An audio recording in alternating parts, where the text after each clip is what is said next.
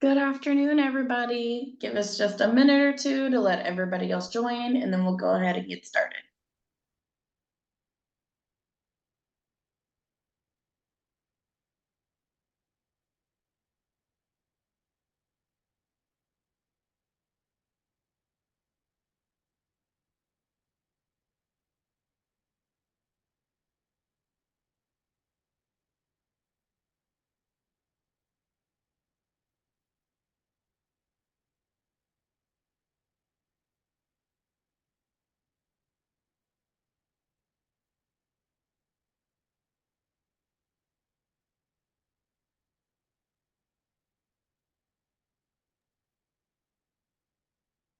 Good afternoon. Give us just another minute. We're gonna let everybody else finish joining, and then we'll go ahead and get started.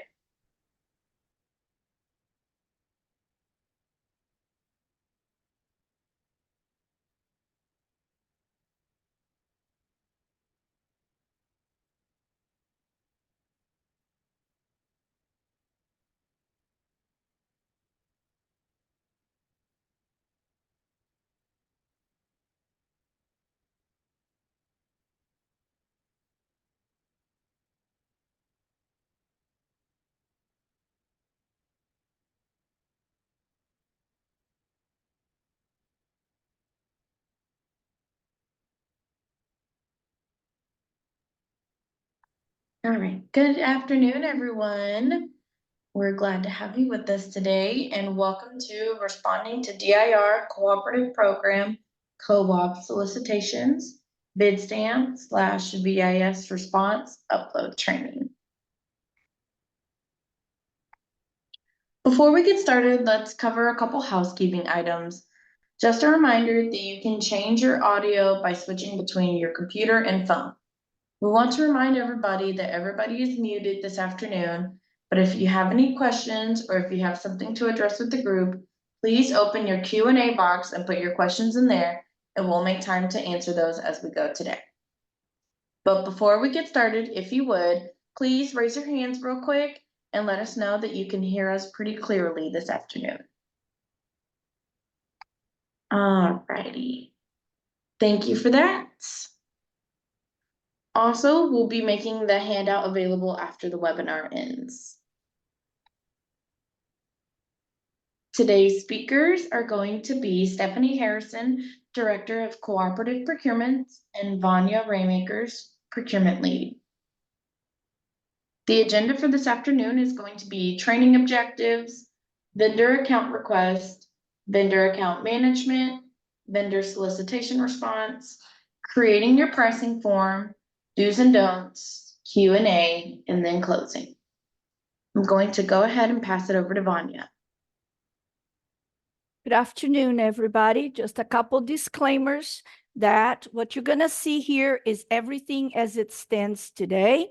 As you know, systems do change, and you need to pay attention to when you upload stuff, that if there's any notice or anything different, ask questions, or you can determine what needs to be done, because sometimes the BidStamp system is it changes from time to time. I just want to make sure you understand that what we're doing today is going to be valid on the overall concept, but certain details might change as the system gets updates and stuff, okay? Next slide. So the first thing is, if you're a brand new vendor, you're going to set up and request an account. It is preferable that you request an account when there is a solicitation that you are interested in responding if you are a new vendor. So next slide. So before users can access any VIS portal, they first must have an account. Each vendor legal company register name is very important. Individual step account under the company name. So you are going to set up your BidStamp account based on a person, because it needs a person's email and a person's contact. However, that account is for your company, and it has to have your legal company register name with the state of Texas. The VIS account is an individual account, not a company-wide account, but it's always on behalf of your company. Next slide. So there are the account contacts. An account can have multiple contact person. It can have multiple people. However, the main contact for a given account by default is the first contact. The request and account will receive a primary contact status. The primary contact person has the ability to edit the contact information for other contacts associated with that account. Primary contacts can submit questions and response materials on behalf of the account. The secondary contacts for given account stands must request primary account status if they want to respond to an RFO, to a solicitation. Standard contacts are only able to edit the information associated with their account. Standard contacts can submit question and response material on behalf of their account. Next slide. How to navigate to the VIS portal through the DIR website. So DIR website, you go in dirtext.gov. You go into selling through DIR. And then you're going to scroll down that page. Next slide.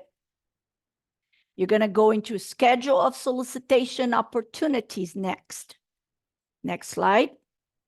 And then you're going to go all the way down and you're going to find where it says BidStamp Online Solicitation Portal.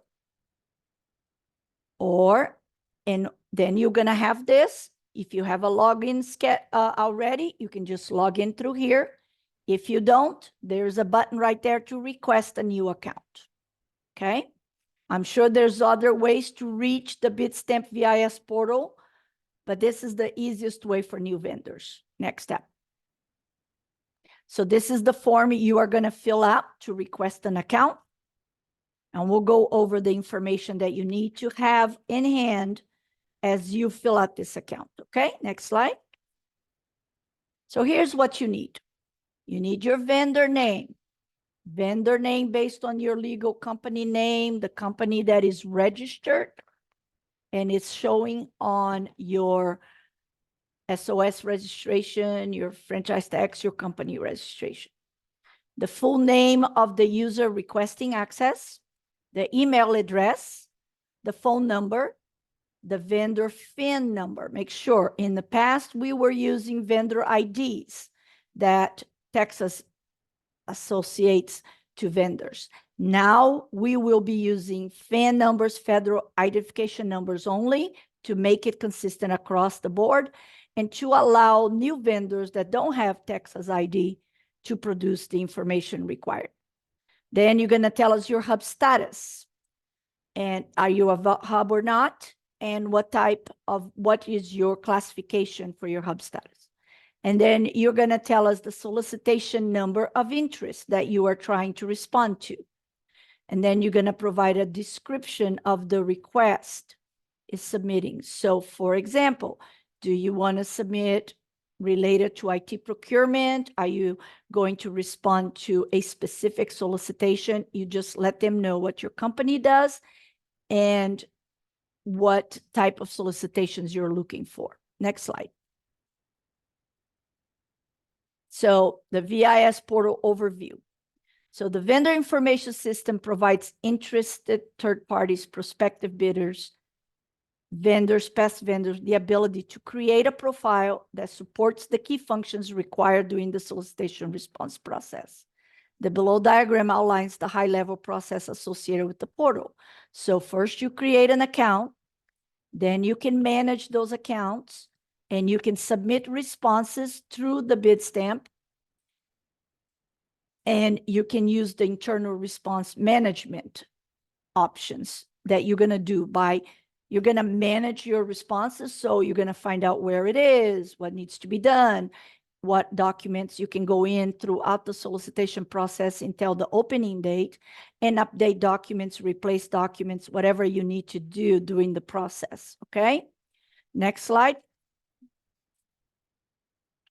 So when you get into BidStamp, after you get your credentials, the first screen you're going to see is this one. So first, my account open solicitations, my responses, vendor information, things about DIR, and contacting DIR for any issues you have with your VIS portal. This is not a place for you to ask information about specific RFOs, specific solicitation. This is about you, your account, and BidStamp technical issues, okay? Now, each tile serves as a button that you will navigate to use to a new page. Next page. So here's the first 3 accounts. So what do? My account navigates you to your account details where you can view and update information. Open solicitation navigates you to a screen where it shows a list of DIR open solicitations that are currently being posted at the ESBD. Again, you will not see pre-solicitation notices in this list, only published on the ESBD solicitations, okay? This detail page allows vendor to submit responses. And then my responses navigates you to a list that contains all the vendors in progress and previous submitted response for your company. So if you're responding to 3 or 4 solicitations, you will see them. You can manage them, which ones were submitted, which ones you're in progress. It will show you that information. Next slide. So this one simply navigates you to the vendor information that maybe find helpful. It's up to you. About DIR, again, navigates you to our website where you can find out more information about DIR. And this one is for you to contact the site page that contains DIR contact information for different things, or mainly for you to request assistance with BidStamp. Next slide. So over here, we're going to get into a more detail. Let's see what you see when you open your My Account tab, okay? The primary contact will begin editing vendor account information by logging to the VIS portal with their username and password. So this is a very strict system. You must have an account, you must have an ID, and you must have a password in order to access this system. And this system is not for you to know everything that's published at the ESBD. This is specifically for solicitations for DIR that is currently open to the vendors to respond. Okay? So you have your contact information where you can add contacts, you can edit your current information, and you can add new contacts. Okay? Next slide. So now we're going to do a step-by-step forms uploading solicitation response form. Earlier this morning, if you were on that call, you learned about each different form that you have to fill out, the exhibits related to a normal cooperative contract solicitation. Now I'm going to show you, once you complete those forms, and don't forget to sign the necessary forms, now you're going to take those PDFs or spreadsheets or Word documents, and you're now going to update it to officially respond to an RFO, okay? Next. So the first thing you're going to do when responding to an RFO, to a solicitation, you're going to create your VIS account. You already have it. You're going to go into your vendor, manage, and submit response button. Here, you're going to see the screen where it looks at the open solicitations. Next slide. So any vendor contact can submit a response on behalf of their vendor account through BidStamp. VIS portal vendors will be able to submit the following components of a solicitation: your response documents, you're going to enter a pricing form, you're going to request questions related to the solicitation at hand, and you need to make sure you keep an eye on the deadline of those Q&As, because once a question and answer ends period for specific solicitation ends, that button is going to go away. You won't be able to see it, okay? Pay attention for the instructions on the RFO of how to respond, each detail, so that you can follow the next sections. So let's go to the next slide. You're going to log in. Now we're going to go to open solicitations, where you're going to prepare to upload your response documents. Next. From there, you're going to see something similar to this. This is a node slide copy. There's several open ones. And when you go into it, you will see the current open solicitations, okay? Next. So now you're going to click on the solicitation you're interested in, and this screen is going to navigate. It's going to bring you here. And now you're going to say, respond to solicitation. You're going to push that button, right? Next. So the response to solicitation, you're going to create a new response, or you can also view what is in progress, okay? Note if our response has already been created, this button will read view response versus respond to solicitation. So depending where you are, the button does change, okay? If you have something in progress, it'll say view response in progress. So also you can ask questions on this screen. The questions, make sure they'll submit. Questions will be reviewed by the procurement lead. You're going to enter your questions. The IR does not respond to these questions online. All questions are going to be responded through addendums at different portions, depending on how many questions the IR get, how many addendums of Q&A answers we will post. The question and submission deadline button will show on the detail page. You can ask a question, but when that due date comes, the button will disappear, the ask a question button, okay? You can subscribe to a solicitation. What is the benefits here? Whenever DIR issues an addendum, you will get noticed on that solicitation. And why is it important? Because DIR is not going to send you the addendums. Based on the law, you have to go to the ESBD and download these documents. One very interesting thing, most vendors think that DIR provides the solicitation documents. We don't. Everywhere you go in the system, there'll be a link to the ESBD where you will download the documents for a specific solicitation, okay? It's very important to understand that.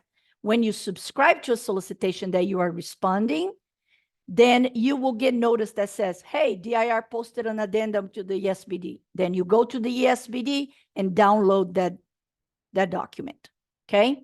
The view solicitation documents simply gives you a link. There is no documents for you to download from BidStamp. Very important. You must download all your documents from the ESBD portal. And make sure that you download documents for several solicitations and mix them up when you are uploading.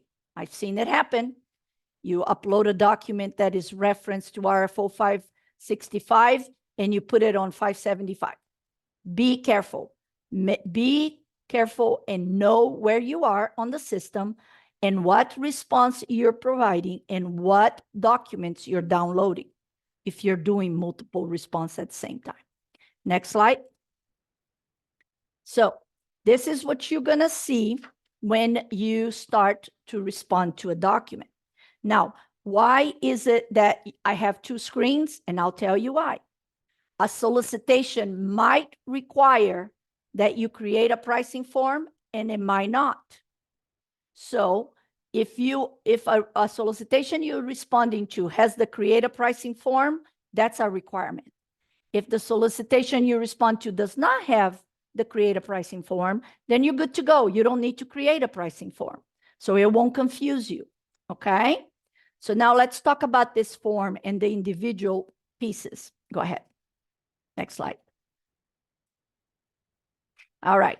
So we have a submit button. This submit button records all associated information. Once submitted, user can withdraw your submission before the response due date, and vendors can upload information, okay? The button that says ask a question, you need to submit question to be reviewed by DIR. Question can only be answered through the ESBD, so don't look for answers online. Question can be submitted up to the question submitted deadline. When the deadline passes, you'll no longer see that button under that solicitation. Then you're going to have a button that says add a document. So you're going to click on it, add a document. Then we're going to start uploading the documents, and we're going to go through this very, very clearly to help you not make mistakes that we have seen in the past. Review each field and check the RFO name convention chart that is going to be in each individual RFO. Take the time to rename your exhibit response, please. Make your names short. You will have a lot less trouble, I promise. Then you're going to see a button that says request for reference. DIR recommend that you do not use this button. And the main reason for it is not that it doesn't work. It does work. But when you want to know if a customer provided you with a reference for a certain solicitation, you cannot see that through here. But if you send it through an email, individual customers, and CC yourself and ask them to CC yourself when they respond to the RFO email box, then you will know that your reference have been submitted. Next slide. The other one, you're going to say, delete your entire response. I say, be careful, be careful, be careful with this button, because when you delete it, there's no way to come back. IT cannot recuperate it. There's no way to come back. It is gone. You have to start again. So before you push this button, think once, think twice, and maybe 3 times before you push it. I strongly recommend. I'm a very busy person. I love that delete button. You know, when you get 10,000 emails and delete, delete, delete, delete. So be careful with it. Don't get funny. Don't get happy. And then you're going to have a button, depending on the solicitation, to create a pricing form. So this is only shows when it's a requirement of your RFO. Okay. And then we're going to go through these steps in process. Now you're going to, right now, if you see an added hub subcontracting form, that no longer exists. It should not be there. Hub subcontracting form has to be submitted to, like all the other documents. You're going to fill it out outside of the system. You're going to sign it outside of the system, and then you're going to upload it to the system. But it's not electronically right now. Okay, next slide. So this is a portion. Somebody earlier asked me about a checklist. This is what we call a checklist, which is also a form, what you give a vendor document name conventions. So you're always going to have an exhibit A. You're always going to have an exhibit A1, hopefully not. You're always going to have a red line package. Some require, some don't, that you redline the actual templates. Most of the time we don't, but if it does, that's what it will look like. Your exhibit B, C, your HSP, and your VPETs. You're going to enter one at a time, right? You're going to download it, but you're always going to put ACR, the brand name, okay? And when you're putting a brand name, one of the things we need to make sure is that you're calling your brand the standard brand name on the market today. Don't put lowercase if the brand is supposed to be all caps. Don't add words to it if it doesn't have. Use the most simplest brand name possible, but make sure it's a recognizable market name. Don't make one up, okay? And then you're going to have your release of liability. This form is important if you are not going to be at an agency personally, right? You are going to only do online services support. So you don't need, you're trying to get exemption from your automobile insurance requirements for your company or your employees. So that form is only, but if you are going to go into an office or any state agency places, this form is not for you. Don't fill it up, okay? The EDGAR form is for vendors, and it's required on some RFOs, but not all of them. If your products require this certification, you know what that is, and you will submit it, okay? Then the PDAA is part of your accessibility requirements. Every RFO requires a PDAA, which is your company accessibility plans. And the VPAT is the individual products that you are proposing. document for accessibility, okay? And then you're gonna have your certification. Oh, I got confused. Exhibit I and Exhibit F is more like release of liability, means that we can talk to the customers that you are sending to us as the people that are doing our references. So that is their permission to say you can use them and that we can talk to them. The Exhibit I is the certification for off-premises customer service. I forgot. I missed those two up, sorry. Then you got your reference form, which you're not going to add to the BidStamp. You're only going to submit to via email. Then you got your VETSER, which is another accessibility form that you may or may not need. And then your pricing form. And then your addendas. And then your manufacturer letters. Again, LOA, brand name, make sure that brand name is actual, not made up. And we're going to upload, if you have 300 LOAs, you're going to upload 300 LOAs.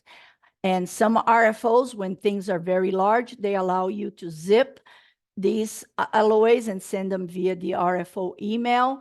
And those instructions will be on your RFO document, if that is possible. Okay, so always remember, go over every document needed in detail.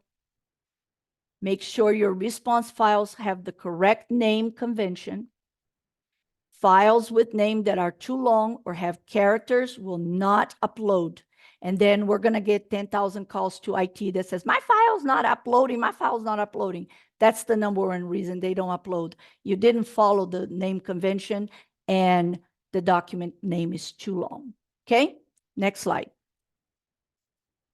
So here's the file. So we're going to upload stuff now. So you're going to be on the response detail tab. Over here, it's going to ask you to enter the document name, and that is the document name on your actual document that you are uploading, okay? So you got to make sure that is short and very clear, okay? And then the document type is a drop-down menu that you're going to pick. If it's an Exhibit A, you're going to pick Exhibit A. If it's Exhibit B, you're going to do that. If you're uploading a document that does not have it on the list, don't panic. Just use the other button. There's a other category in this, and just use that for anything that you don't see listed on that drop-down menu, okay? Next slide. So here's where everything is going to be interesting and serious, okay? So you're going to have, when you upload a document, it's going to ask you for information about that document. So is it a redacted form? Sometimes you have proprietary information. You don't want that to be shown to everybody. So you're going to upload a redacted form and you're going to upload the correct form, right? So you got to make sure you push that button so that we know not to share that document, okay?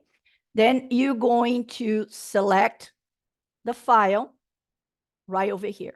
So for example, I'm going to go browse into my C drive or my desktop, and I'm going to pick up the document that I'm uploading. Make sure you're uploading the correct document. If over here you say Exhibit A, make sure the document you're uploading is Exhibit A. Once you push the save document, you're going to, over here, you get to double check. Over here, there's the name. Over here, there's the type. And then you double check, make sure that the Exhibit A is exactly what you uploaded. Double check twice, 3 times before you push the save button, okay? And now you're going to go to the next slide. We're going to save it. Go ahead. Next slide. All right. So what you see here, once you upload a document, you're going to get this success. It's going to say success, document accepted. And then it's going to give you this little table right here. Document file name, document name, which is the document that you named, right?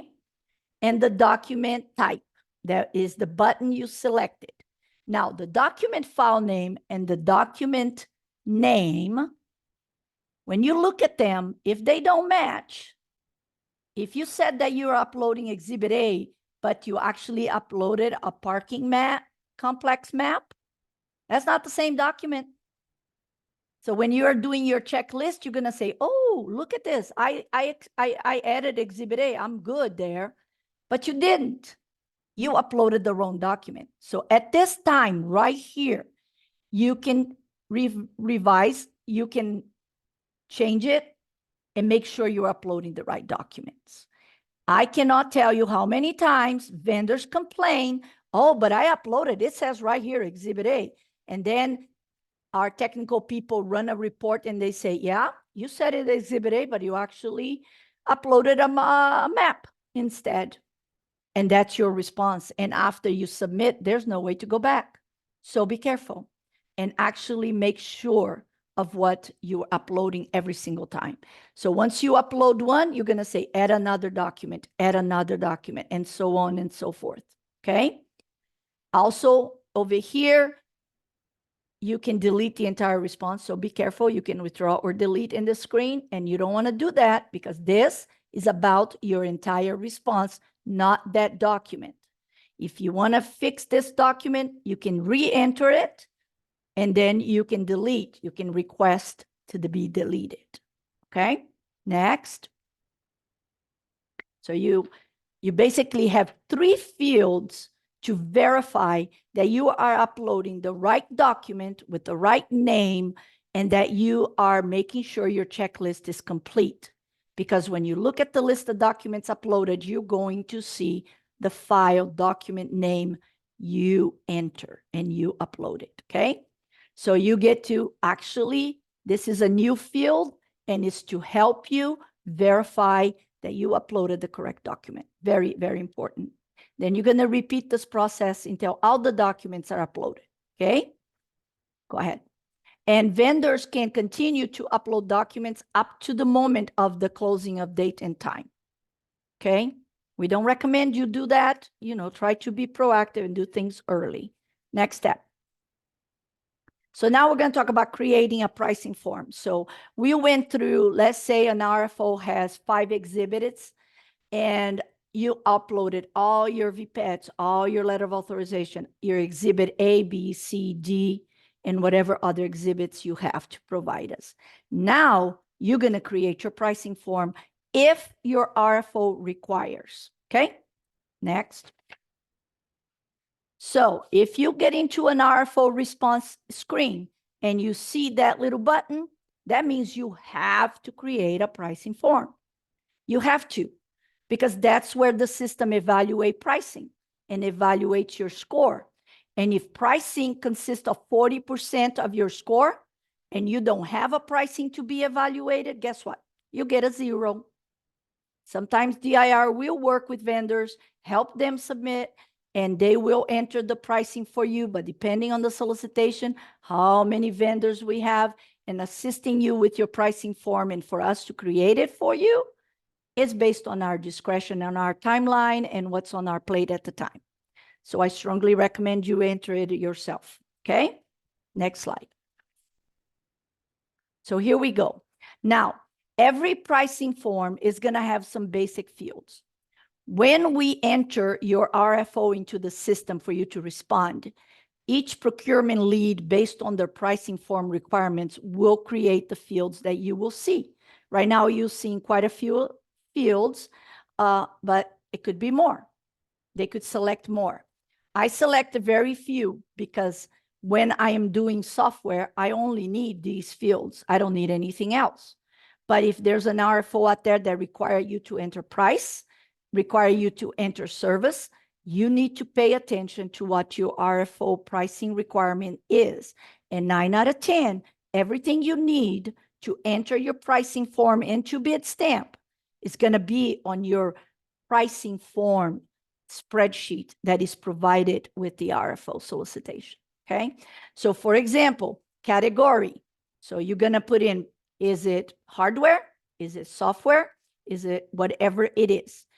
Related services go down here. See where it says related services? If it requires. Most of the time you won't even see that because most RFOs don't require that. Okay. Then you're going to put a subcategory. Each RFO will tell you what that is. In software case, I wanted to know the function. So is this a accounting software? Is this a case management? Is it software cybersecurity. So that was the categories I used. The brand, okay, is the brand actual name that is published in the market, not the name you decide to give it. This is very important because if the name is written incorrectly, it will not evaluate because we'll have an error, have to go back and replace and correct everything, okay? The product description sometimes is asked, sometimes is not, but it's a short description of the product. This is license or is user license, or it can be whatever the description of your product you're entering is. Whether you are a manufacturer or reseller, it's going to always have those two fields, no matter how many other fields you have to fill out, because we need to know if you're a reseller, we're going to ask you for LOAs and we're going to verify them. If you're a manufacturer, it's not necessary. So we need to know which one you are, okay? And then your discount of MSRP. Most RFO is going to tell you where that discount come from. I like to do average discounts if I'm doing multiple brands. So say you're entering a brand, Microsoft. You're going to look at all the Microsoft products you propose on your appendix, on your pricing form. In there, there's a field that will calculate the average. That average discount on tab 2 for that brand is going to be entered right here. Okay? And then you're going to save. Now, each RFO will have its own required fields, and some will have more than others, depending on the scope. Remember to review and read your instructions, okay? Next slide. So now we're going to, once you finish entering, you're going to enter another row and another row. So every one of these pricing form screen will have the new row. So once you finish, you push save. It saves the row you just entered. You're going to need a new row and you start all over for as many brands or as many products as you're proposing based on the scope of your RFO. Okay, next slide. So here you need to, once you click on the row, then this new field is going to show up, right? So you say new row, the new field comes up. It will have the same information as the one before. You're just going to enter. What can you do once you enter information? You can either save the data you just entered, or you can cancel that field and start again. If you enter something wrong, you can always cancel, okay?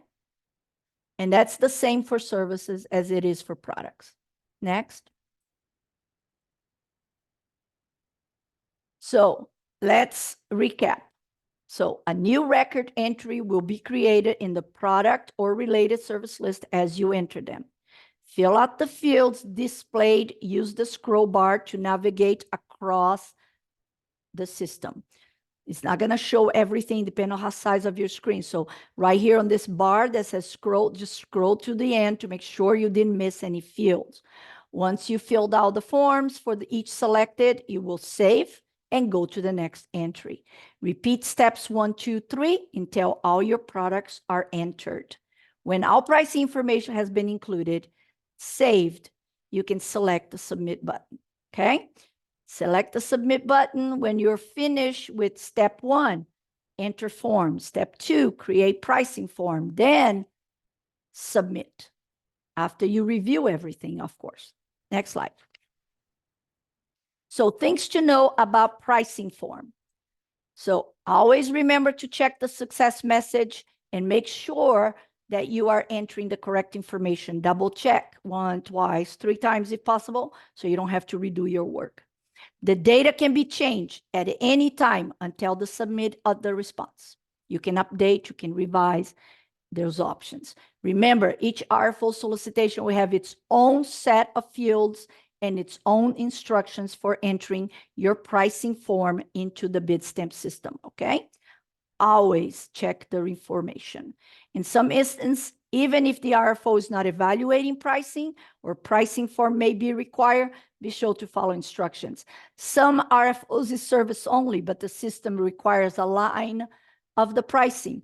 Sometimes we can have the procurement lead or IT enter these generic lines, but sometimes a procurement lead will give you instructions that says, enter this. They will create a pricing form with the fields needed, the minimum fields, and they will give you instruction how to enter. It can say NA and 0 discount, but it will create that pricing form for the system to move. Carl, next slide.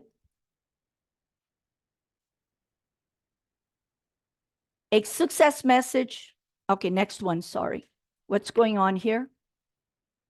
Hello, what's going on? Guys, something's wrong with the system. I'm not sure what happened to the display. Yeah, I know. I'm trying to figure out how it, everybody in the call, please be patient for a minute. I'm trying to help the hub office to help us with the screen, which is not showing right now.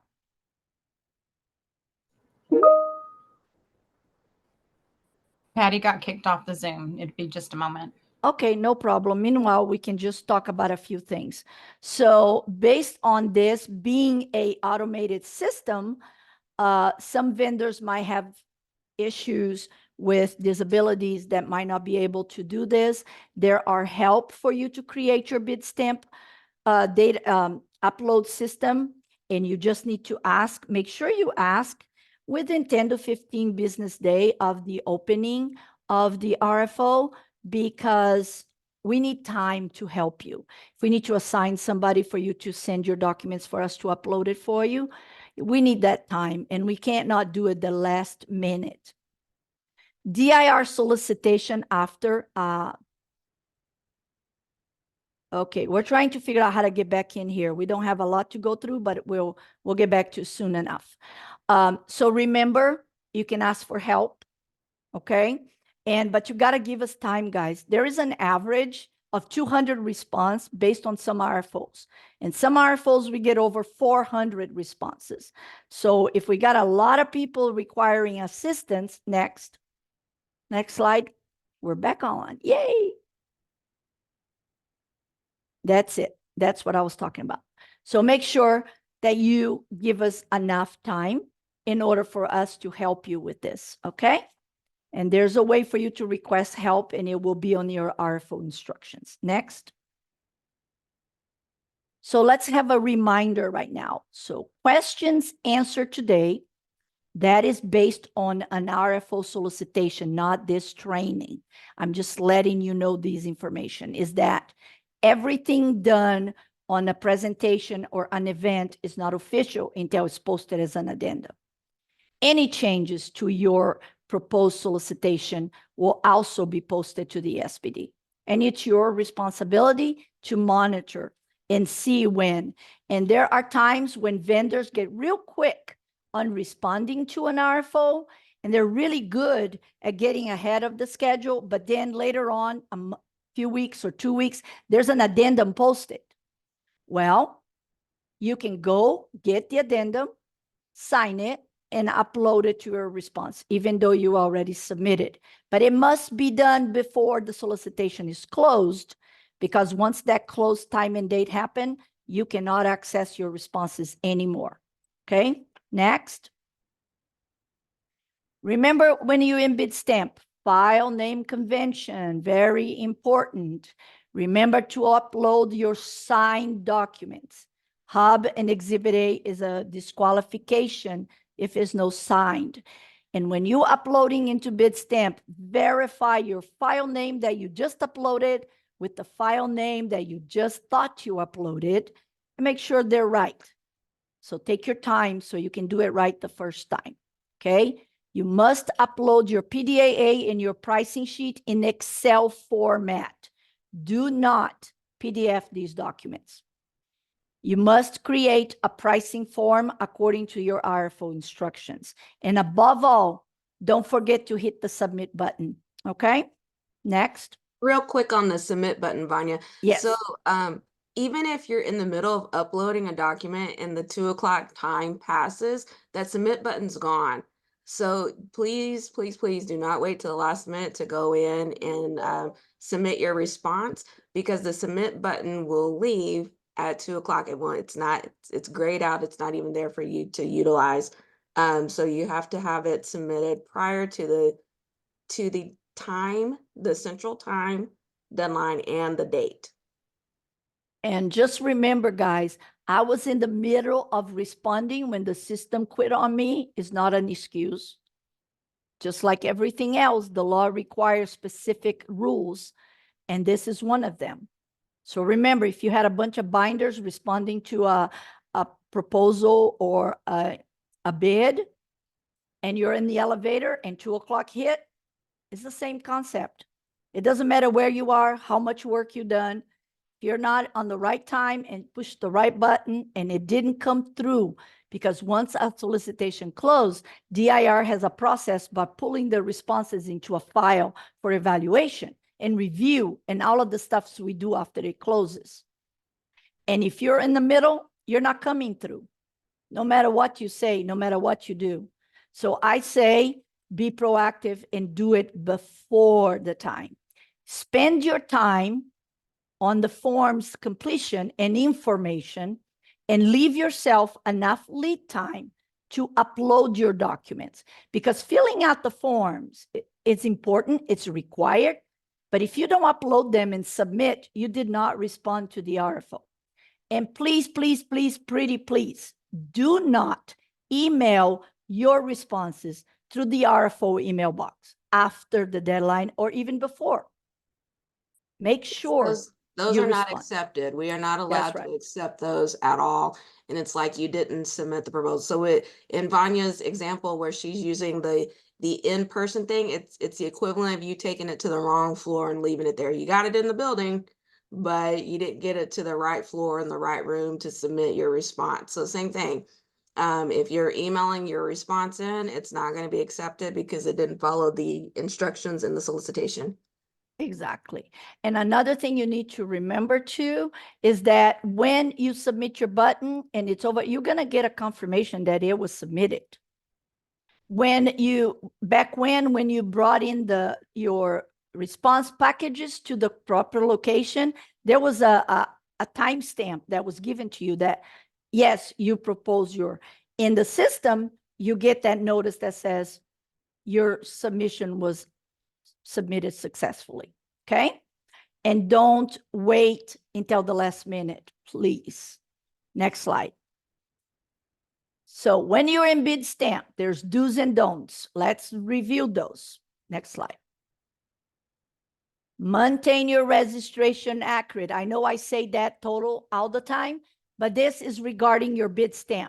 If you responded to an RFO 5 years ago, guess what? Your system is not going to be active because you're going to have to change your password. You're going to have to get security stuff. So you're going to have to maintain that registration active, okay? Before uploading your documents, make sure your Exhibit A is signed. Make sure your hub plan is signed.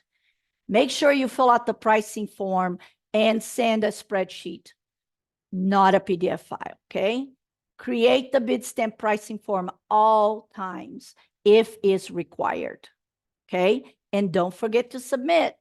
The 2 most occurring problems with solicitation responses from vendors is uploading wrong documents with the right name. So you say Exhibit A, but you uploaded a map. And then not signing Exhibit A and not providing your PDAA accessibility form. Those are the 3 most common disqualifications we have. Okay, so keep those in mind. Next slide.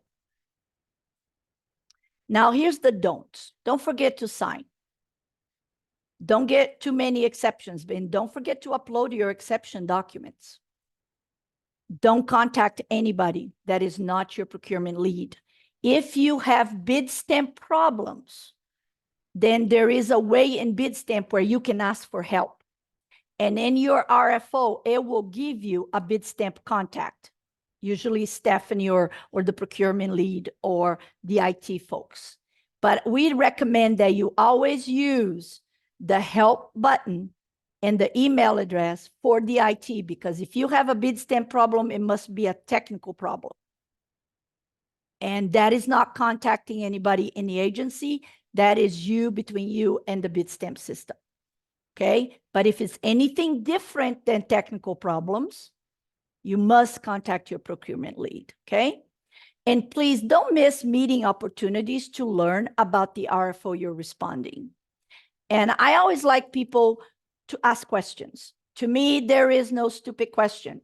There's only things that people forget to ask because they're afraid, and then they make mistakes. I rather you ask questions than make mistakes, because mistakes cannot be retrieved. But I can answer all the questions you have. Okay, next slide. Now we can have some Q&A if we have any questions. Don't look like, oh, we got 7 of them. You might have to read them since Zoom kicked me off. All I have is one. Oh, all right. Let me see what we got. All right, I So- got him. Oh, cool. Thank you, It says, boss. what's the frequency to publish solicitations? Sometimes I don't see solicitation for weeks. So just on a quick note, DIR has a scheduled solicitation opportunities page on the DIR website that posts our solicitation schedule. That's usually done on a fiscal year basis. So we have our solicitations that are approved to post. We have the planning, we have the pre-solicitation phase, the posting phase. So if nothing's posted, you won't see anything. And currently we don't have any open solicitations for co-op. Are the solicitations posted? Hold on a sec. Are open solicitations based on the codes you have provided in the CMBL? So yes, we have the solicitation, the NIGP codes that are associated with every solicitation. And then that's how you get the notifications through the CMBL for subscribing to the NIGP codes. Okay, Stefan, let me say something. Mhm. So if you are a vendor and have a CMBL account and you have your own company commodity code selection, that is not what we base the solicitation on. Each solicitation has its own CMBL codes.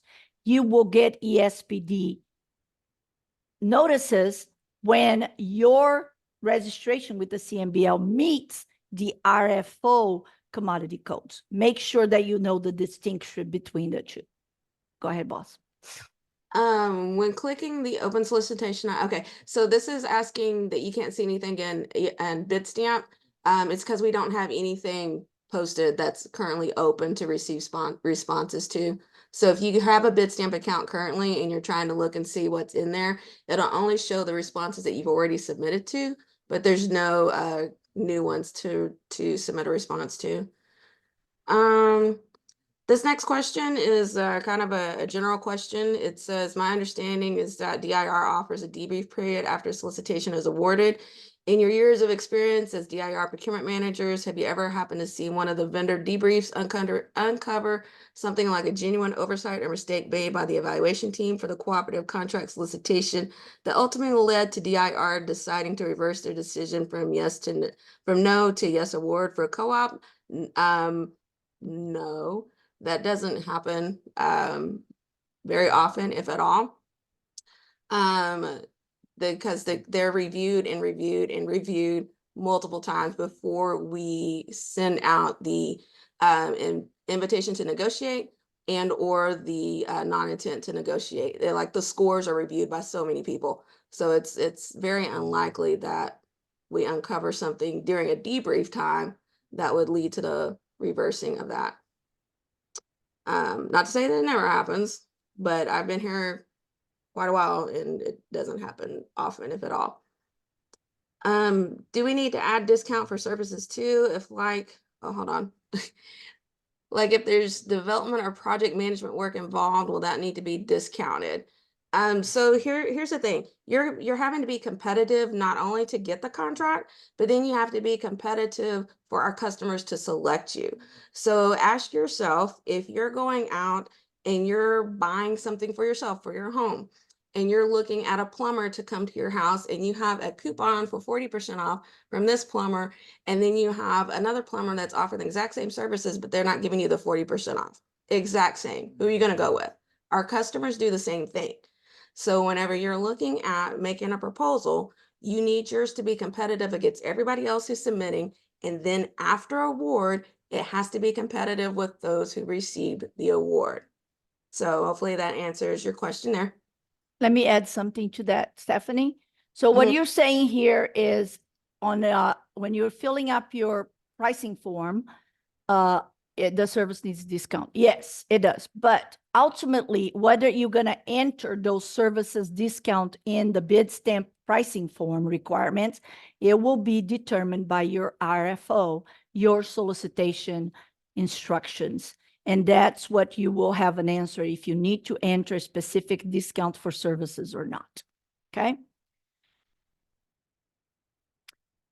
You're going to do the next one, boss? Yeah. Some products have hundreds of SKUs. To clarify, can we do a general category example, laptop with an average discount across all SKUs? Follow the instructions in the solicitation so you get the appropriate score for what you've submitted your response to. So then the solicitation will give you those instructions and it'll be clarified per solicitation. Can you post a link to the VIS portal? That is on the DIR website, and at the beginning of this training, Vanya walked us through how to get to the VIS portal. So it's in the slide deck, and the slide deck will be shared with those in attendance. Trying to understand the larger picture, we can bid for solicitations on ESBD by registering through DIR portal. And if we win the solicitation, we are considered an approved vendor for other requirements. God. No. That one's not right. So the DIR portal is only to submit a response to an open DIR cooperative contract solicitation. That's it. It's just a submission portal. There's no link between ESBD and DIR submission portal.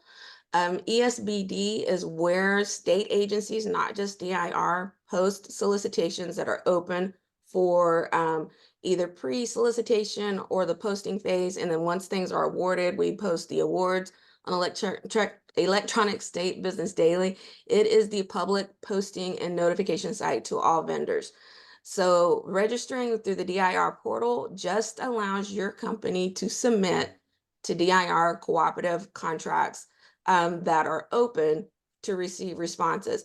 Once you are awarded a contract, it is your job as a vendor to go and market yourself to the DIR customers to then get business under the DIR contract. DIR does not market or promote any vendor over any other. We post all awarded vendors on the DIR contract, on the DIR website, but it is the vendor's responsibility to go out and market to the DIR customers. You're not guaranteed any sort of business. These are $0 contract awards. You have to go and work for that business. And then you're only approved to sell what's awarded on that contract for the period of time that the contract is active. So it doesn't guarantee that you'll get future awards. It doesn't guarantee that you'll get business. It is a response to solicitation for an opportunity to be a cooperative contract awarded under DIR. Anything to add to that one, Vanya? Pretty much you covered it. The ESBD is a posting and DIR VIS portal is a responding system. So one doesn't connect to the other. Okay, and then it says, we talked previously about how in Exhibit B, vendors are evaluated based on their responses to questions about their sales. It would seem to me that large firms would have a huge advantage here. How can small firms provide competitive response to solicitation when competing with companies with 10,000 plus employees?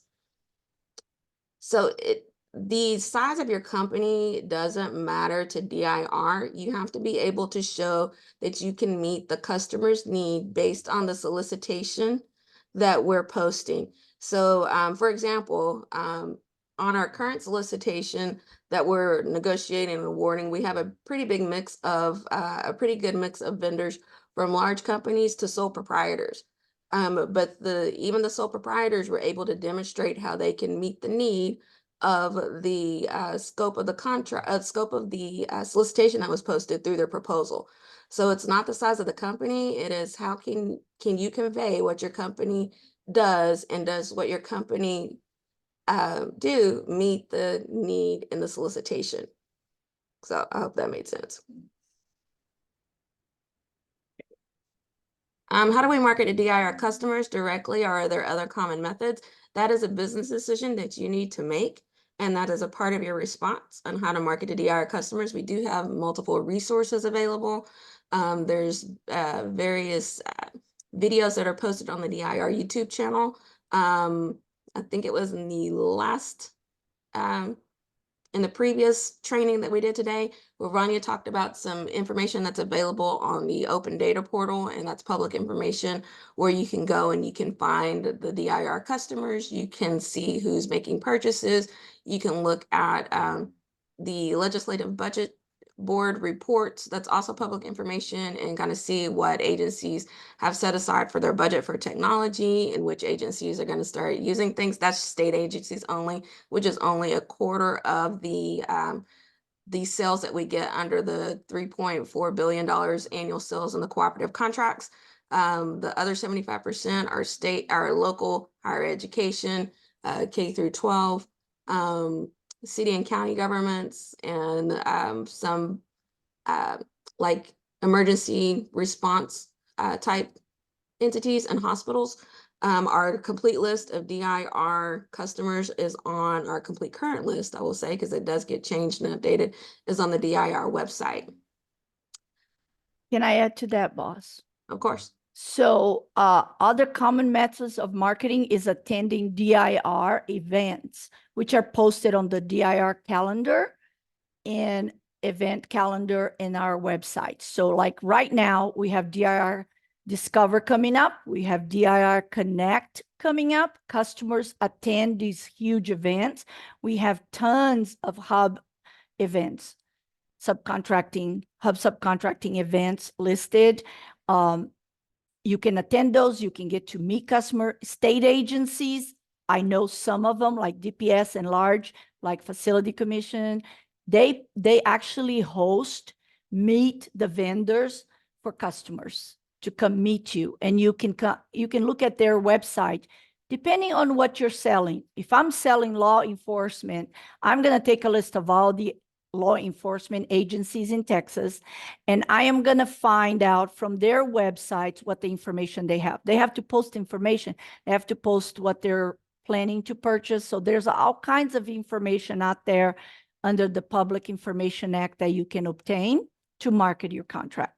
But you need to know what you're marketing and who you're marketing to in order to be effective. And by the way, guys, you've got to hit the pavement. DIR is not an e-commerce. People are not going to come to you for fun. You're going to have to go to them. So plan to hit the pavement, because that's how you're going to market your contract and make sales. Next. All right. For clarification, once you're awarded a cooperative contract in the vendor market, themselves to the agencies will not utilize ESPD, but it will instead reach out to you directly. Is that correct? Not exactly. So it depends on the type of solicitation that the agency is doing. The cooperative contracts are only mandated for state agencies to utilize.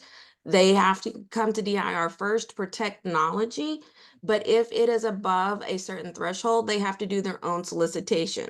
So just because you have a DIR contract, the agencies can still post what they need on the electronic state business daily if it either is not met through DIR and they've received an exemption, or if it's outside of the threshold for DIR for them to buy directly from a DIR cooperative contract. So the agencies will still utilize ESPD. And then the cooperative contract gives you access to the DIR customers to have them purchase off of the DIR contracts. And when you're responding to solicitations on ESPD, always make sure to reference that you do have an actual current DIR contract, active current. That helps the agencies that are trying to purchase these items to know which vendors have a contract and which one doesn't. It doesn't make any difference, but it does provide information that is critical to help them save time on their processes.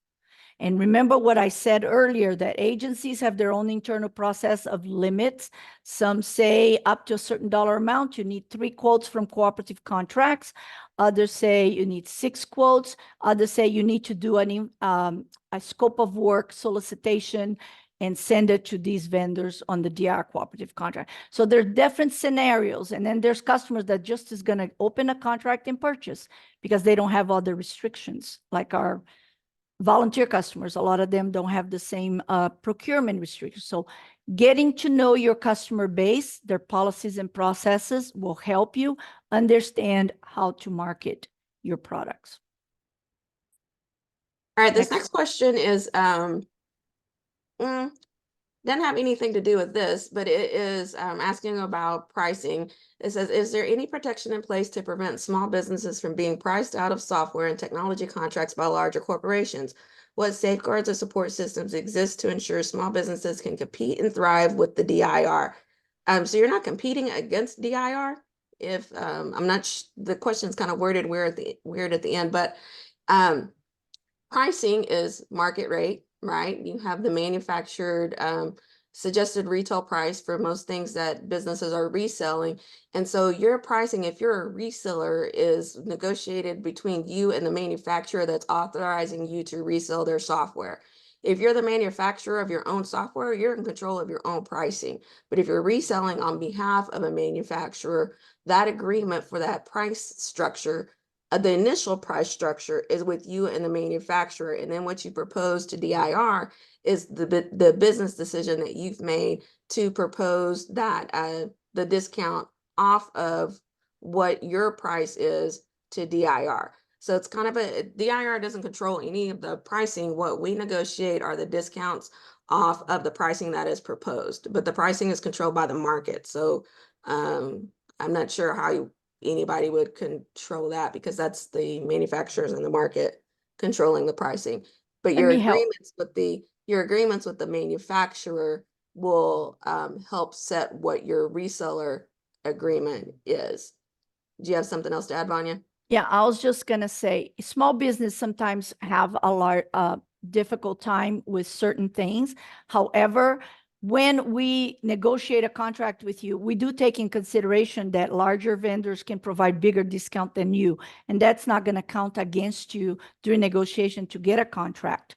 When you are competing for businesses, for different agencies or different customers, that is up to you and that customer to determine how that competition is going to happen. In some cases, there's none, and sometimes you got 2 or 3 vendors, but small business with lower, like every manufacturer has their schedule of distributors or resellers that get different discounts based on their annual volume of sales, right? And we understand small businesses are not the same as large businesses, but it doesn't procure you from getting a contract, and it doesn't procure you from going out and meeting with customers and trying to give your products. When you have a disadvantage on price, you can make it up on quality services. And best value for the state is always determined by several types of things, not necessarily price anymore. We're not on a low bid environment anymore. There's a best value qualifications out there, and most small vendors that get a foot in the door is because they're providing quality services. So keep that in mind, just as an option, okay? Teresa, the next one is a hub question, if you don't mind taking that one. It says, is there any plan to schedule training sessions for newer small businesses focused on subcontracting and networking with primes? We do that all the time. So you can visit the calendar on the DIR website, and you can see where we're at. We travel around the state and provide those types of trainings on a weekly basis. Okay, thank you. Is it possible to have the same products under 2 DIR contracts? For example, we sell recording licenses. Can they be under a contract for technology-based recording as well as a contract for software simultaneously? In short, yes. It depends on how the contracts overlap as to whether or not DIR will award that way. But it doesn't matter what RFO you're awarded under. Our customers aren't precluded by RFO on where they can purchase. They can purchase from all of the solicitations, and what they normally utilize are the NIGP codes. And so they don't care which solicitation you're awarded under. They're looking to see, do you provide the products and services that they're looking for under the NIGP code, which it would be the same NIGP code on different contracts, regardless of how many contracts you had to sell the exact same thing. And also procurement leads, when there are multiple solicitations open and in negotiation, we talk to each other. And if there's instance when responses are duplicate, we can talk to vendors and determine why. And if they're proposing the same products and two different solicitations, 9 out of 10, we will combine them and award under one, and you can withdraw from the other. But if you want to manage and sell and provide sales report on more than one contract, it all depends how big you are and how many people you have to manage and maintain the requirements of two contracts. All right, and the last question I have on here is not able to see the solicitations in BidStamp portal. As we stated earlier, you're only gonna see solicitations when we have something posted. We currently don't have anything open under the Cooperative Contracts Program. So BidStamp is only a submission portal, and it would only give you a list of which ones are posted. That's not the official posting location though. To see what DIR officially has posted, you have to go to the electronic state Business Daily and look at our agency number is 313. 313 is the DIR agency number. And you can look at it by DIR's, the agency name, but it shows all active solicitations that are posted. Somebody else put, when can we expect to see solicitations be posted? Please go to the DIR website and look at the schedule of solicitation opportunities page. We have planning there for some that have the pre-solicitation posting already. It has a tentative schedule in there that's all subject to change. But you want to subscribe to the Central Masters bidders list to make sure that you're getting the notifications once it is posted to the electronic state business daily. We cannot just, give a heads up without it being publicly posted. So it's going to be it'll be publicly posted on the electronic state business daily, but we also have the solicitation schedule on the DIR website, which is updated about every other week. Teresa wants to finish her question that she was answering. She got cut off. Oh, okay. No, sorry, I'm having some technical difficulties. If you would like some training on doing business with DIR, some one-on-one vendor training, we can set a Teams meeting or some one-on-one time with any of the vendors that are interested. You can reach out to the hub office. It's dir.hub@dir.texas.gov. Okay, we've had a few more questions come in. It said, could you please clarify your earlier comment on a vendor responding as a prime and a subcontractor? As to respond to a solicitation, you can only respond as a prime. However, you can be a subcontractor on another vendor's response, but you wouldn't be the one responding, they would be responding. And your contract as a subcontractor would be with that vendor. Do we have to be actively bidding to get a VIS account? You don't have to be actively bidding, but a lot of times if there's nothing active, you may get asked more questions as to why you're wanting access to the account.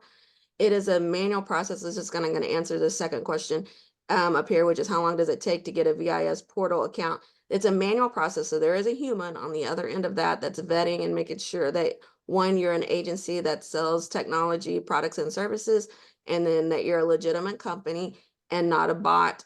And then two, that there is a reason for you requesting the DIR VIS BidStamp accounts. We get a lot of vendors that don't sell IT that think that that's where they need to go to respond to something for the comptroller or for a very specific agency's response, and that's not it. It's just for DIR's cooperative contracts only. It's not for anything else outside of that.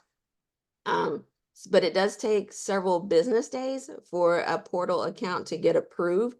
And if there's a high influx of vendors all requesting at once, it may take longer than that because there's literally one person on the other end that is going through and approving and setting up accounts and emailing back out credentials. Are there any training videos that cover marketing and best practices? I'm sure there's some on the internet.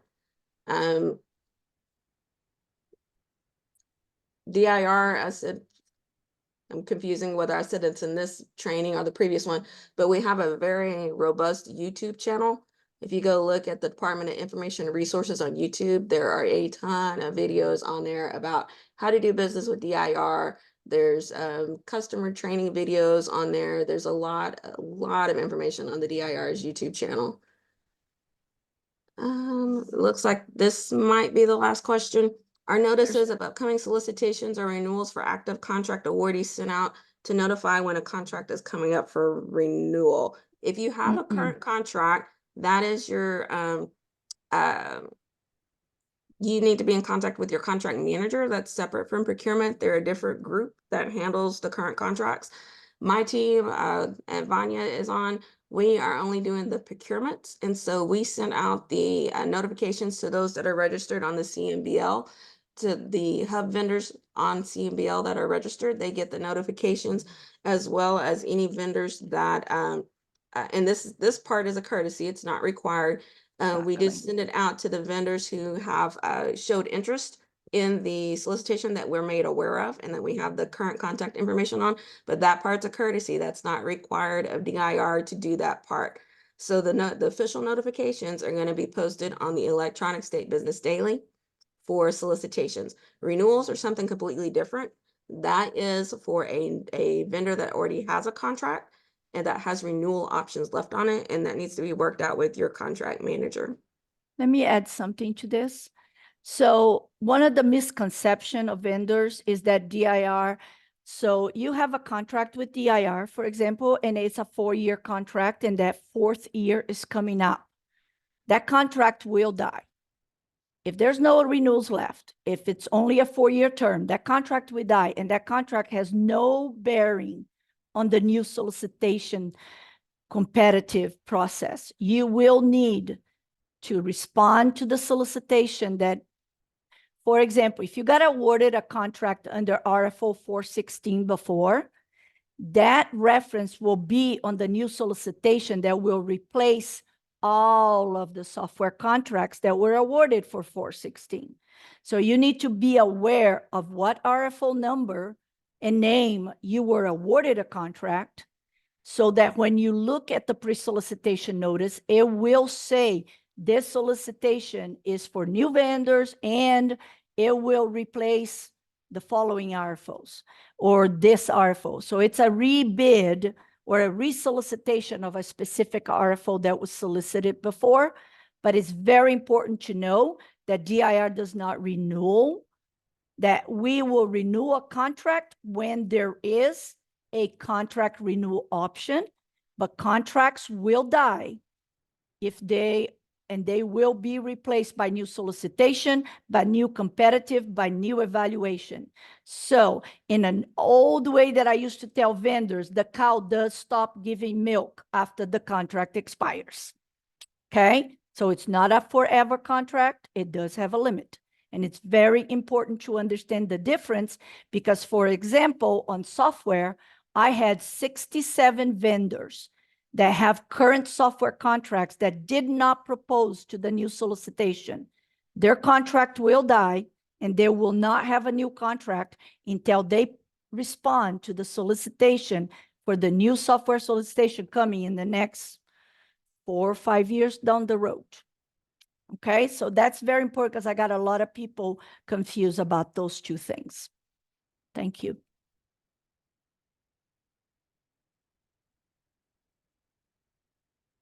There's one more hub question on here. I'm going to turn it over to Teresa. Is it mandatory to have a hub company as a partner while applying for a solicitation? It is not, but the hub program is a good faith effort, and you're still required to complete your HSP, your hub subcontracting plan, and you will identify how you plan to best fulfill a contract should you be awarded. All right, that looks like all of our questions, and we're close to time. So, Okay, I got one more thing. So for all the vendors that are here and the ones that were early, I forgot to say, DIR Connect is coming up. If you're going to be a vendor there and you are going to have a booth or attend the DIR Connect or DIR Discover, I will be there at the DIR Connect. I will have a session where we're going to talk about this specific training. I'll be handing out copies of this PowerPoint at that time if you don't want to wait for us to get it posted. So I just want to give you a heads up. I will be at DIR Connect and I will be talking to vendors about this training. And this is Teresa again. And speaking to DIR Connect, we are having a hub roundtable session. If you are a hub vendor and you are you do not have a prime contract, please look to the DIR website under events. That event, DIR Connect, is October 23rd.